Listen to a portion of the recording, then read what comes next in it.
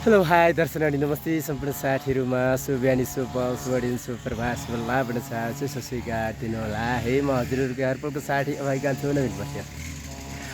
आज यो मुस्ताङ जिल्लाको विभिन्न ठाउँका रमणीय दृश्यहरू देखाउने प्रयास नै बाँकी नै छ मेरो है हजुरहरूमा आसमा। र आज त्यो देखाउने प्रयासमा सँगसँगै चाहिँ एकदमै छुट्टै खालको दृश्य भिडियो लिएर आएको छु।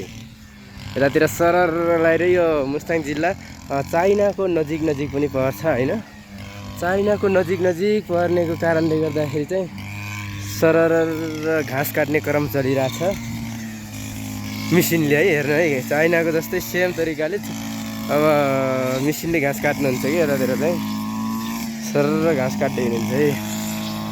मिसिनले यस्तो तरिकाले घाँस काट्नुहुन्छ कि हामीलाई चाहिँ काट्न आउँदैन भने चाहिँ सरर यस्तो तरिकाले घाँस काट्नुहुन्छ क्या है।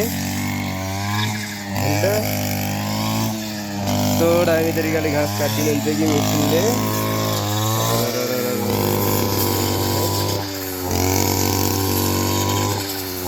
यस्तो तरिकाले घाँस काट्नुहुन्छ।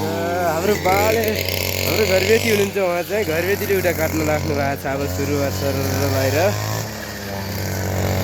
दुईवटा मेसिन छ है आज हाम्रो चाहिँ यस्तो छोटा पनि काट्नुहुन्छ उहाँ चाहिँ घाँस चाहिँ सरर लगाएर यस्तो दामी घाँसहरू यस्तो मेसिनले काट्नुहुन्छ है। घाँस चाहिँ सरर काट्नुहुन्छ। अनि यता अर्को बगैँचा पनि छ अरूले त पछाडि पनि काट्नु होला उता पछाडि पनि काट्नु हुँदैछ। अहिले पछि देखाउने छु हजुरहरू बासमा सरर लगाएर यस्तो तरिकाले घाँस काटिन्छ कि है। हुन्छ यो मिसिनले यस्तरी काट्नुहुन्छ घाँस। घाँस पनि लामा छ है सरर लगाएर